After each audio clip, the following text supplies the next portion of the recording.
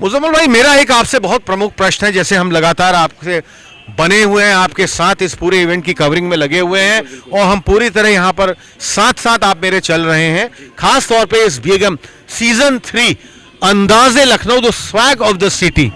हम यहाँ देख रहे हैं कि अलग अलग ये पिक्चर्स ऑन डिस्प्ले, ये आपने बहुत अच्छे अच्छे अपने कैनवस पे अलग अलग तरह की डिजाइनिंग पिक्चर्स, इनकी बेसिकली इनकी क्या महत्वता है, इनकी प्रमुखता क्या है, इनकी विशेषता क्या है, आपने ये थीम क्यों ली हुई है? आप ये देखेंगे कि आप ये सोच रहे होंगे ये it's a Google photo, but ये गूगल फोटो नहीं है। ये गूगल फोटोग्राफ्स नहीं है? बिल्कुल नहीं। ये हमारे एक बहुत ही खास फोटोग्राफर हैं मुसद्दिक रजा कुम्मी। ये सारी फोटो जितनी आप देख रहे हैं पूरे हमारे इवेंट में, ये सब फोटो उनकी अपने हाथ से क्लिक करी हुई हैं और वो हमारे साथ मौजूद है। हम आप चाहेंगे तो मैं उनसे बात कराऊंगा। जरूर करेंगे। हम ये चाहेंगे कि इनमें अलग अलग, जैसे मेरे ख्याल से कुछ कैप्शन ये फोटोग्राफ्स में देखिए, खान पान का भी इसमें लगा हुआ है, इसका भी है, और ये अलग अलग लखनऊ शहर की मेरे ख्याल से सुबह शाम लखनऊ की जो प्रसिद्ध जगह है जो लखनऊ को लखनऊ बनाती हैं, वो फोटोज भाई ने क्लिक करी हैं, हमारे भाई ने वो वाली फोटोज क्लिक करी हैं। और ये सब सारे के सारे आप कह रहे हैं कि नेचुरल फोटोग्राफ्स हैं, कोई गूगल इसमें आपने फोटोग्राफ्स बिल्कुल नहीं दी, क्योंकि आपने मैं देख रहा देखिए बहुत अलग अलग थीम में यहाँ हम अगर चलेंगे तो थीम थोड़ा चेंज हो जाती है, इसमें थोड़ा सा फोटोग्राफ्स ये सब अलग है। यहाँ वाले अगर हम डिस्प्ले में आएंगे, इस कैनवस में आएंगे तो यहाँ पर भी थीम थोड़ा अलग हो जाती है। तो थीम भी आपने ये अलग अलग लेके ये करके लखनऊ की एक खासियत, लखनऊ की महत्वता, लखनऊ की विशेषता, लखनऊ की जो है लखनऊ को लखनऊ बनाते हैं। हाँ। मैंने वो चीज सारी फोटोज यहाँ पे लगी, प्रमुखता जो लखनऊ की एक मान सकते हैं वो आपने नहीं। आइए मुजम्मिल भाई थोड़ा सा आगे बढ़े। हर्षित आओ आगे। हाँ आइए। हाँ पूरा बिल्कुल। लगातार जैसे हम अपने मुजम्मिल भाई के साथ बने हुए हैं साथियों, यहाँ के आज इस इवेंट में खास तौर पे बेगम सीजन 3 अंदाज़े लखनऊ। मुजम्मिल भाई, अब मेरा बहुत परम सौभाग्य इस चैनल के माध्यम से, जो अभी तक आपने भी थोड़ा हमको बताया, जानकारी दी, और मैं चाहूँगा कि यहाँ के जो मुख्य कर्णधार, मुख्य सूत्रधार, इन सारी फोटोग्राफी को लगाने वाले और इन फोटोज को क्लिक करने वाले, ये आप हमारे साथ हैं, थोड़ा इनका परिचय दीजिए। इनका हमारे बड़े भाई की तरह है ये मुसद्दिक रजा कुम्मी साहब, और बहुत ही उम्दा जो कहा जाए कि बहुत उम्दा फोटोग्राफर हैं ये हमारे। और बाकी चीज़ें आप उनसे पूछेंगे ज़्यादा बेहतर है। रजा साहब, अब मेरा आपसे ही प्रश्न है, ये आपका एक बेसिक आइडिया, एक थीम, एक आपका अपना इनोवेशन भी इसमें पूरा, एक क्रिएटिविटी भी लगी होगी इन सभी को बनाने में। आपने ये लखनऊ को अलग अलग एक कैनवस में अगर हम देखें तो किस तरह शूट किया, किस तरह लिया, और आपके दिमाग में कैसे क्यों आया कि हमको ये लखनऊ की अलग अलग, जैसे हम चाहेंगे, और थोड़ा सा इसके बारे में बताइए। सबसे पहले तो हम ये कहना चाहेंगे कि ये बेगम फेस्ट का तीसरा सीज़न है और इसका थीम है अंदाज़ा लखनऊ। तो इस थीम को देखते हुए हमने मस्जिद, मंदिर, गुरुद्वारा और टेंपल, सारे चर्च, सबको लेके चला है। गंगा जमुना तहजीब भी इसमें दिखाई है, जिसमें होली है, फेस्टिवल है, दिवाली है, लोग अदर कास्ट को कैसे सपोर्ट करते हैं, उनके साथ कैसे जश्न मनाते हैं। बाकी उसके अलावा स्ट्रक्चर्स हैं लखनऊ के, सारी बिल्डिंग्स हैं हर धर्म की, और जहाँ के जैसे लखनऊ के जायके हैं, फूड्स हैं। तो हमने ये कोशिश करी कि यूँ कह लीजिए कि ये सारी चीज़ लखनऊ की एक जगह आके अपना ये है। अच्छा, आपका जैसे रजा साहब अपना कोई फोटो गैलरी, कोई फोटो स्टूडियो भी अपना फुल फ्लैश कहाँ पर है? इस टाइम हम MRQ विजुअल से काम करते हैं, मेरा ऑनलाइन है।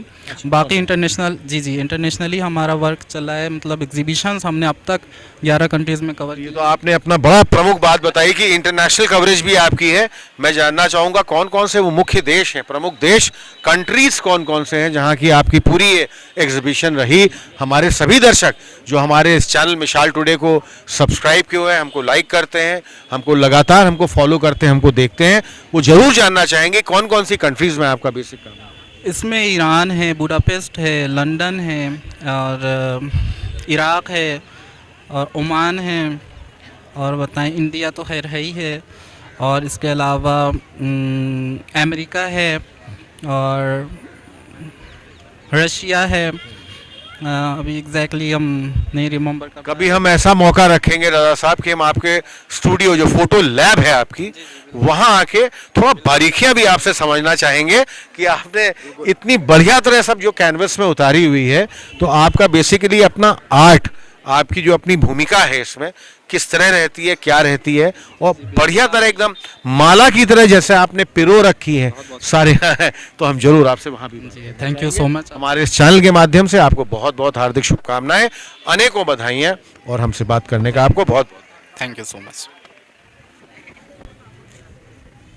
तो साथियों, अब हमारे लिए एक बहुत ही परम सौभाग्य का विषय है।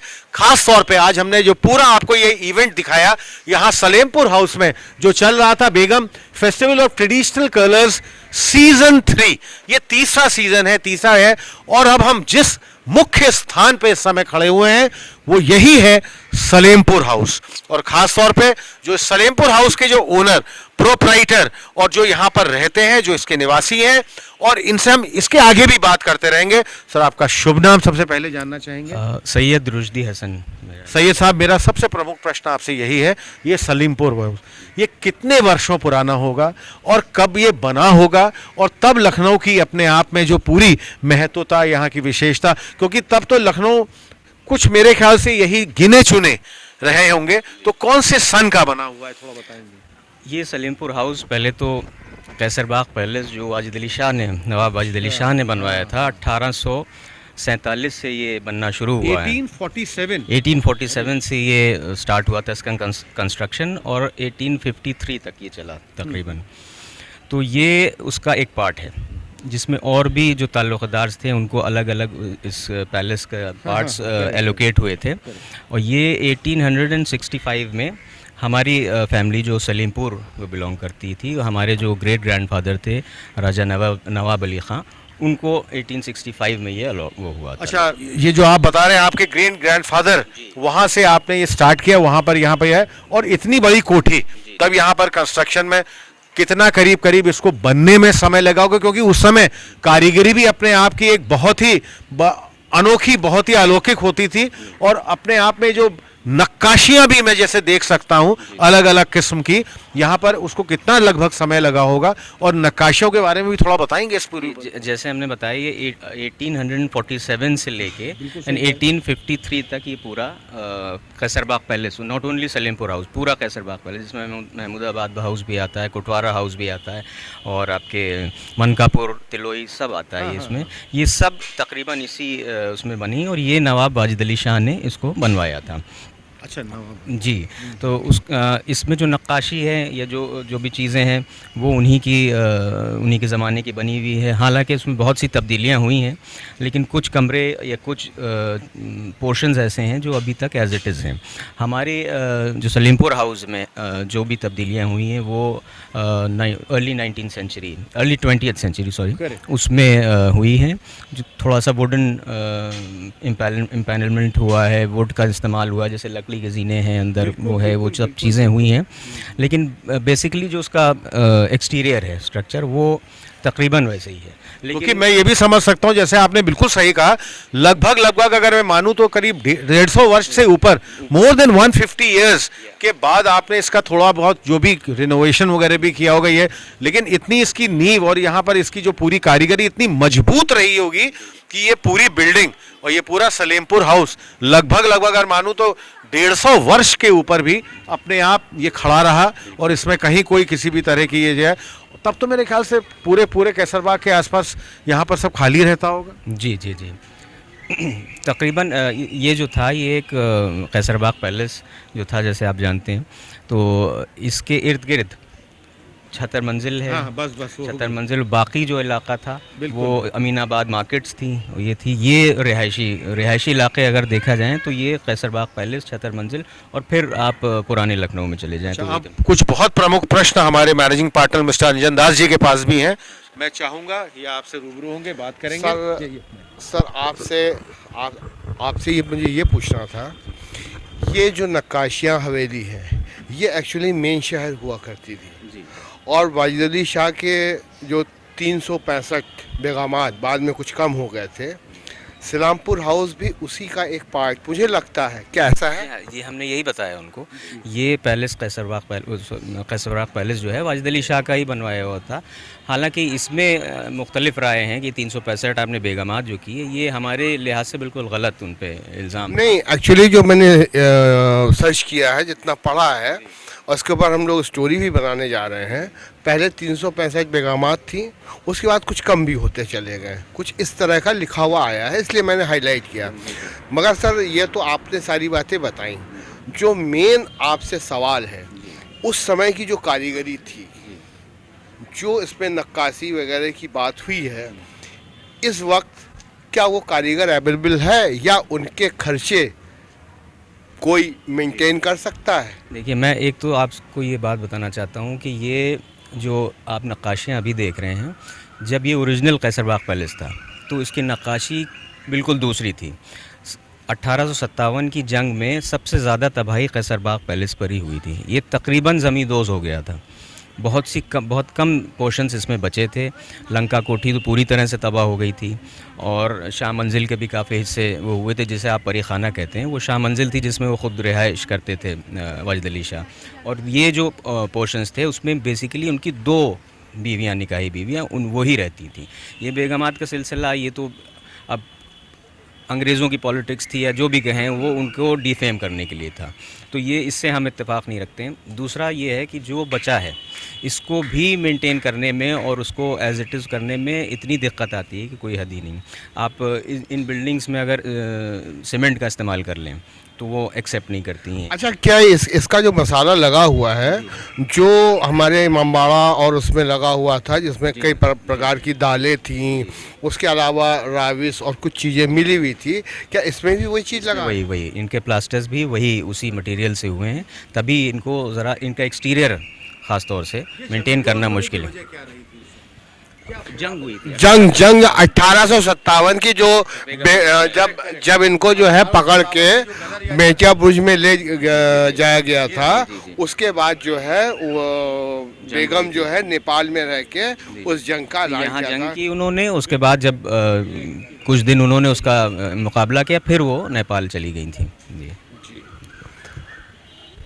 अब कुछ स्पेशल बातें जो छूट गई हों आपसे सुनना चाहूँगा, हमारे दर्शक सुनना चाहेंगे। हमारा मोटिव भी यही है कि हम जो नवाबीन का और जो ताल्लुक़दार, जो रोसा और जो आवाम यहाँ की, ख़ास तौर से लखनऊ और अवध की, जिस संस्कृति को प्रमोट करती थी, जिससे वो पूरा गंगा जमनी तहज़ीब का एक कॉन्सेप्ट डेवलप हुआ। गंगा जमनी तहजीब और कालका बिंदादीन घराना, कालका बिंदादीन घराना भी उसी गंगा जमनी तहज़ीब का ही उपज थी, क्योंकि उनको भी जो उन्होंने आश्रय दिया था, उन्होंने ही उनको वो प्रेजेंट की थी। नवाबीन ने ही उनके कथक और उनकी एक्स्ट्राऑर्डिनरी टैलेंट देख के।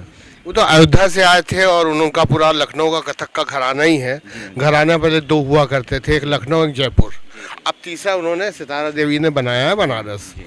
हाँ सर, हमने बिरजू महाराज की एक हैंगिंग लगाई है, इसमें जो लोग लखनऊ की ख़ासियत को बयान करते हैं, जो ख़ास शख्सियत रही हैं, उन सब की ये हैंगिंग्स हैं। उसमें बिरजू महाराज की और बिंदादीन कोठी का पूरा वो हमने दिया, हिस्ट्री वो की है। तो ये हमारा यही मकसद है कि हम जो एक को एग्जिस्टेंस की फ़िलासफ़ी है कि आपस में मेल जोल से रहने का और दूसरे को उसके डिफरेंस के साथ एक्सेप्ट करने का, इसी चीज़ को बढ़ावा देने के लिए। Well said, I salute for this. मैं आपको प्रणाम करता हूँ, आपकी जो सोच है मैं उसको हार्दिक दिल से स्वागत करता हूँ। आइए कुणाल जी। लगभग पूरी हमारी बात हो गई, अब हम अपने उसमें हैं, इसके आगे भी किसी दिन सर हम चाहेंगे आपसे, आज तो मौका दस्तूर कम है, हम यहाँ पर भी आए थे, कुछ कोठी के अंदर भी कुछ जो बड़ी खासियत है यहाँ की, है ना, यहाँ की प्रमुखता है, यहाँ की विशेषता है, इस कोठी की महत्वता जो हम अंदर से भी जान सकते हैं। आपका समय लेके, आपकी परमिशन, आपकी आज्ञा से जरूर हम इसके अंदर भी आके, अंजन जी साथ आएंगे और यहाँ का हम पूरी इसके आपके, है ना। बहुत बहुत धन्यवाद आपका हमारे इस चैनल मिसाल टुडे से बात करने का। आज हम समझते हैं हमारी ये पूरी स्टोरी बहुत दूर तक, बहुत आगे तक जाएगी, क्योंकि बहुत ही विस्तार से सलेमपुर हाउस, जो हम लोग अभी तक सिर्फ सुनते थे, इसके बारे में देखते भी थे, लेकिन इतना विस्तार से आपने जो पूरे पारिवारिक रूप से इसकी एक विस्तार जानकारी दी, उसके लिए आपका बहुत बहुत धन्यवाद। Wish you all the very best, और हमारे इस चैनल मिसाल टुडे को आपको बहुत बहुत हार्दिक शुभकामनाएं, अनेकों बधाइयाँ। हमसे बात करने का आपको बहुत बहुत धन्यवाद, शुक्रिया, बहुत बहुत। मुजम्मिल भाई, जिस हम स्टॉल में अब हम आ गए हैं, उर्दू एकेडमी, लेकिन मैं एक चीज देख रहा हूँ, कुछ तो ये बहुत प्रमुख उर्दू की ही किताबें हैं, लेकिन ये कुछ हिंदी साहित्य भी इसके साथ साथ हम यही गंगा जमुना तहजीब। यही देख रहा था, एक तरफ उर्दू की पुस्तकें रखी हुई हैं, एक तरफ हमारा पूरा हिंदी साहित्य भी है। हम चाहेंगे भाई से बात करने की, आपका शुभ नाम जानने के लिए। जी सर, मैं शाह आलम नदवी, उत्तर प्रदेश उर्दू अकादमी में मैं एज ए टीचर हूँ। और सर यहाँ पर जो मेरा ये स्टॉल लगा हुआ है, दरअसल उर्दू जो नापैद होती जा रही है उसको आगे उसको बढ़ावा देने के लिए, और ये सारी चीज़ें हैं, हम लोग उर्दू के ऊपर बहुत सारा काम कर रहे हैं। उत्तर प्रदेश उर्दू अकादमी चूँकि कई स्कीमों पर काम कर रही है, तो हमारे वहाँ से जो शाये करदा किताबें हैं वो स्टॉल पर यहाँ लगी हुई हैं जी। हम ये चाहेंगे, यहाँ पर हमारे कैमरा पर्सन हर्षित भी बहुत ही बारीकी से ये पूरी उर्दू की पुस्तकें और हिंदी साहित्य भी, जो आपने ये पूरा संगम यहाँ पर बिखेरा हुआ है, जो आपने पूरी माला की तरह इसको पिरोए हुआ है, इसके बारे में हम जानना चाहेंगे कि आपकी क्या उर्दू एकेडमी में भी उर्दू की पुस्तकें छोड़ के हिंदी साहित्य भी बिकती है, वहाँ पर चलती है, और ये यहाँ पर इसकी किस तरह की मान्यता है, थोड़ा सा इसके बारे में। सर देखिए, उर्दू जो है, चूँकि उर्दू के प्रमोट के लिए उत्तर प्रदेश उर्दू अकादमी चूँकि भाषा से है, तो उत्तर प्रदेश उर्दू अकादमी कई स्कीमों पर काम करती है, और उसमें से मुसन्निफीन की जो किताबें हैं उनके ऊपर भी काम करती है। और इसी तरह से उत्तर प्रदेश उर्दू अकादमी लैंग्वेज के ऊपर, यानी ज़बान के ऊपर बहुत बड़ा काम है उनका, और उसको पूरी तरह से बढ़ावा दे रहे हैं हम लोग। और हिंदी और उर्दू का जो कॉम्बिनेशन यहाँ पर रखा है सर, एक्चुअली ये है कि हम लोग दरअसल चाहते ये है कि उर्दू से हिंदी जुदा ना हो, और जो ज़बान हमने बचपन से बोली है और बचपन से जो सीखी है ज़बान, वो हमें ये पता नहीं था बचपन में कि हम उर्दू बोल रहे हैं या हिंदी बोल रहे हैं, लेकिन धीरे धीरे हमें महसूस हुआ कि हम अगर कोई जैसे एक लफ्ज़ है पैगाम, तो हम अंग्रेज़ी में तो उसका लफ्ज़ तलाश लेते हैं, लेकिन संदेश जो लफ्ज़ है वो हिंदी का है। तो हिंदी उर्दू, कभी हम कहीं पर मौका और महल के एतबार से हम कभी हिंदी बोल लेते हैं, हिंदी का लफ्ज़ यूज़ कर लेते हैं, कहीं पर उर्दू का लफ्ज़ यूज़ कर लेते हैं। तो हिंदी और उर्दू दोनों जो है एक ही जो है ना, ये मौसेरी बहनें हैं आपस में, है ना, ये एक रिश्ता है। मेरा अब आपसे अंतिम प्रश्न, आपने बहुत ही विस्तार से, बहुत अच्छी हमको विस्तृत पूरी इसके बारे में जानकारी दी। उत्तर प्रदेश शासन, उत्तर प्रदेश सरकार से भी आपको कितनी सहायता लगातार बनी हुई रहती है, मिलती रहती होगी, और प्रोत्साहन, एक इनकरेजमेंट की अगर मैं बात करूं तो वो किस लेवल पे, किस तरह से रहता है, उसके बारे में आप बताइए। सर, जो सपोर्ट का मामला है, सरकारें कोई भी हों, सब लैंग्वेज में कोई वो नहीं कर सकती, कोई भेदभाव नहीं है। और जी कोई बाउंडेशन नहीं है, कोई कैद नहीं है कि आप उर्दू वाले हैं, आप हिंदी वाले हैं, ये कोई भेदभाव नहीं।